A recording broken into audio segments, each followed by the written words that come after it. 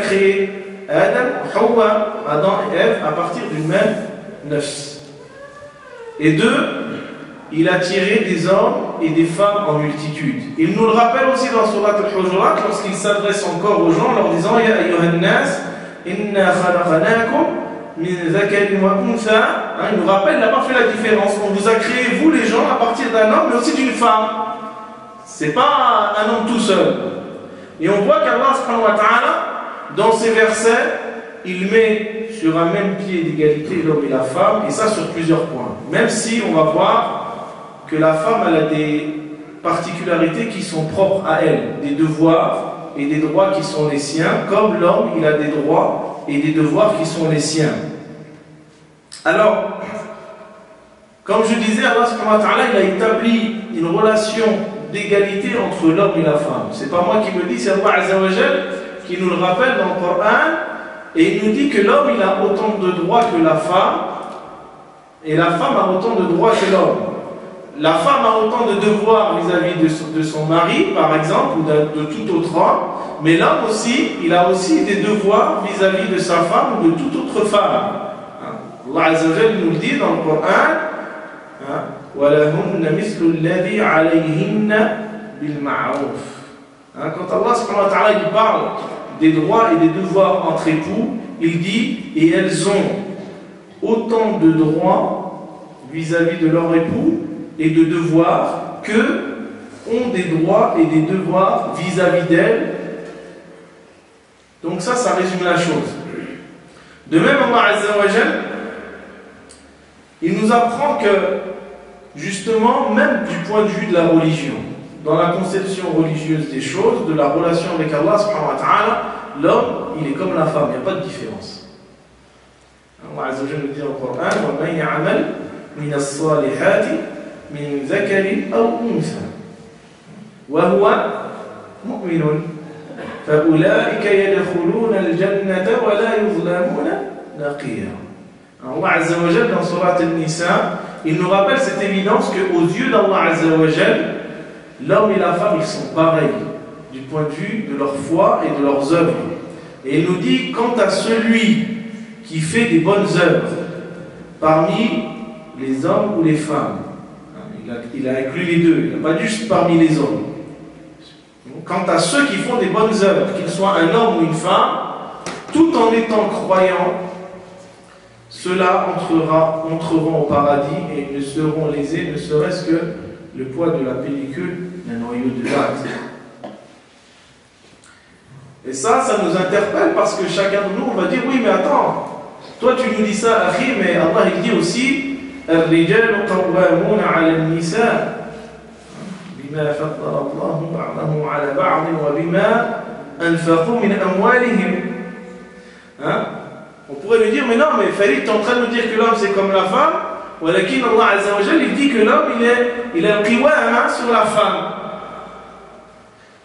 Et c'est important de revenir sur ce terme de qiwama. Et qu'est-ce que veut dire le verset Ar-rijalu qawwamuna 'ala an-nisa? Parce qu'il y a certains qui traduisent Ar-rijalu qawwamuna 'ala an-nisa comme étant les hommes sont supérieurs aux femmes.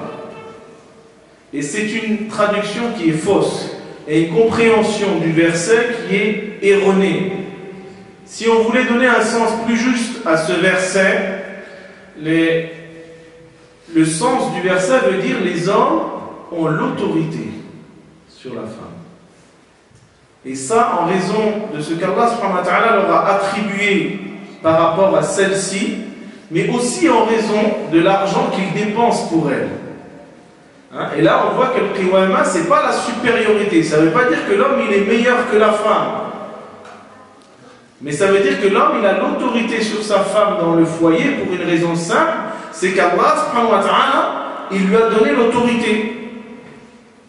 Et que Allah subhanahu wa ta'ala aussi lui a donné le devoir de subvenir aux besoins de sa famille. Donc c'est normal que si il a la charge de sa famille, qu'il ait l'autorité au sein de son foyer. Mais ça ne veut pas dire que parce que l'homme il a l'autorité au sein de son foyer, qu'il doit se comporter comme Pharaon. Parce qu'il y a des foyers où, même chez les musulmans, il y a des foyers où des maris sont des pharaons. dès qu'il tourne la clé dans la porte, la femme elle va se cacher, les enfants ils rentrent dans leur chambre, il n'y a plus aucun bruit. On fait peur à nos femmes, on fait peur à nos enfants, mais c'est pas comme ça qu'était le prophète alayhi salatu wa salam. Al-Qiwama, le fait d'être l'autorité dans le foyer, c'est d'apporter justement l'orientation, le conseil, mais aussi d'être exemplaire avec son épouse. Pourquoi Allah Ta'ala nous a donné l'autorité? C'est parce que, alhamdoulilah, Allah Azza wa Jalla a donné aux hommes une force physique que la femme n'a pas toujours. Il y a des femmes, machallah, elles n'ont pas besoin d'hommes, elles ont de la force. Mais de manière générale, c'est l'homme qui a la force et qui protège sa femme de par son physique. Les tâches lourdes, si elle est en danger, on voit même l'histoire de Aïcha radiallahu anha, lorsqu'elle se dispute avec le prophète alayhi salatu wa salam, et que le prophète alayhi salatu wa salam, il invite Abu Bakr radiallahu anhu pour venir juger entre eux dans cette affaire. Et quand Abu Bakr al-Siddiq rentre chez le prophète alayhi salatu wa salam, il entend Aïcha radiallahu anha qui dit « parle, mais ne dis que la vérité », comme si le prophète sallallahu alayhi wa sallam pouvait mentir. Et là, Abu Bakr al-Siddiq il se mit dans une colère telle qu'il gifle Aïcha avec une telle violence qu'elle saigne de la bouche. Et qu'est-ce qu'elle fait à Aïcha à ce moment-là? Elle va se cacher derrière qui? Le prophète alayhi salatu wa salam. Elle s'est mise derrière le prophète alayhi salatu wa salam pour que le prophète la protège. C'est ça le qiwama. C'est d'avoir cette autorité qui permet de préserver, de protéger, d'orienter le couple. Et Mohammed sallallahu alayhi wa sallam, il a été à la hauteur. Parce que qu'est-ce qu'il dit à Abu Bakr? Il lui a pas dit c'est bien, rajoute-lui-en une deuxième. Il lui a pas dit ça le prophète alayhi salatu wa salam. Si c'était nous, on aurait dit ça au père de la fille. Si tu peux pas lui rajouter une deuxième, s'il te plaît. Elle n'a pas bien compris encore. Non, le prophète alayhi salatu wa salam, il lui dit Ya Abu Bakr, je t'ai pas appelé pour que tu fasses ça. Choufou l'adl, subhanallah. L'équité et la justice du prophète alayhi salatu wa salam. Il lui dit je t'ai pas appelé pour que tu la frappes, je t'ai appelé pour que tu juges entre nous en toute justice. C'est ça le qiwama, c'est de pouvoir être quelqu'un de juste envers son épouse. On a cette force qu'Allah nous a donnée. Après il y a des femmes, machallah, qui sont fortes aussi. Ça ne veut pas dire qu'il y a des femmes qui ne le sont pas, mais généralement l'homme il protège sa femme. Pourquoi le qiwama? Parce que l'homme aussi, il n'est pas constitué comme une femme. La femme, elle est beaucoup dans les sentiments, elle a tendance à agir par les sentiments, par le cœur, alors que l'homme, il est plus dans la raison. Il a plus tendance à prendre du recul, à moins agir avec les sentiments. C'est ce qui fait qu'il a plus d'objectivité par rapport à certaines situations. De même, on sait que la femme, à des moments précis, elle peut manquer d'objectivité, surtout quand une femme, par exemple, elle est enceinte ou bien dans des moments de sa vie. Les frères qui sont pères, ils pourront confirmer avec moi que quand la femme elle attend un enfant, elle n'est pas comme quand elle n'attend pas un enfant. Bien cher. Elle se transforme, elle devient une autre femme. Mais c'est comme ça, Allah Ta'ala l'a créé comme ça. Et c'est pour ça que nous, on a l'autorité, parce que justement, l'homme, il n'est pas touché par des bouleversements hormonaux qui vont faire que nos humeurs elles vont changer subitement. Mais ça ne fait pas de nous des gens meilleurs que nos femmes. C'est qu'Allah Azza wa Jalla nous a créés comme ça. Et le qiwama, parce qu'il est du devoir de subvenir aux besoins de sa femme. Qu'est-ce qu'ils nous disent les fuqaha? Et ça, il y a une majorité de savants qui sont là-dessus et qui nous disent que toute personne, par exemple, qui n'est pas en mesure de subvenir aux besoins et aux devoirs conjugaux, pour lui, le mariage, il est interdit. C'est ce que nous disent les fuqaha au sujet du zawaj. C'est-à-dire, si une personne, elle n'est pas en capacité physique et matérielle de subvenir et d'assumer ses devoirs conjugaux, pas de mariage. Et ça, c'est l'avis majoritaire chez les fuqaha. عند المالكيين والشافعيين والحنفيين. Il y a certains avis chez les Hanbalites qui disent que ça reste permis, mais de manière générale, l'avis majoritaire dans ce cas-là, c'est imma l'interdiction, on dit que c'est haram, imma l'ikrah, la réprobation. C'est-à-dire que même dans ce cas-là, c'est au mieux déconseillé, mais c'est pas permis. pour vous dire que, voilà, quand on parle de la question de l'qiwama, pour pas qu'on se trompe, parce qu'il y a des gens qui pensent, oui, on est supérieur aux femmes. Là, Allah subhanahu wa ta'ala, dans le Coran et dans la Sunna, il a établi que l'homme, il est comme la femme aux yeux d'Allah subhanahu wa ta'ala, aux yeux de la religion. Mais certaines personnes vont nous répondre, oui, mais le prophète, alayhi salatu wa salam, il dit dans un hadith que la femme, elle est diminuée, fi din wa fi al-aql. Et on dit, toi, c'est le prophète sallam qui a dit ça. Le hadith est sahih. On nous dit ce hadith, il est sahih, il est chez Muslim. Le prophète il dit qu'il s'adresse aux femmes en leur disant qu'elles sont diminuées dans leur raison et dans leur religion. Et certains se basent sur ce hadith pour dire que la femme, elle est donc inférieure à l'homme. Voilà que le prophète, quand il dit ça aux femmes, ça ne veut pas dire que la femme, elle est moins bien qu'un homme. Mais ça veut dire que la femme, elle est diminuée du point de vue de l'aql, parce qu'il y a des moments, elle manque d'objectivité. Comme j'ai dit, quand la femme, elle est enceinte ou en état d'indisponibilité, elle n'est pas dans un état normal. Elle est bouleversée au niveau des hormones. Ça l'empêche d'être comme elle est normalement, d'habitude. C'est ça qu'elles sont diminuées dans l'aql. C'est-à-dire qu'il y a des moments, elles perdent leur objectivité. Une femme, elle n'aime pas le chocolat. Dès qu'elle tombe enceinte, si tu ne lui ramènes pas du chocolat à 23h30, tu es mort. C'est vrai, c'est pas vrai.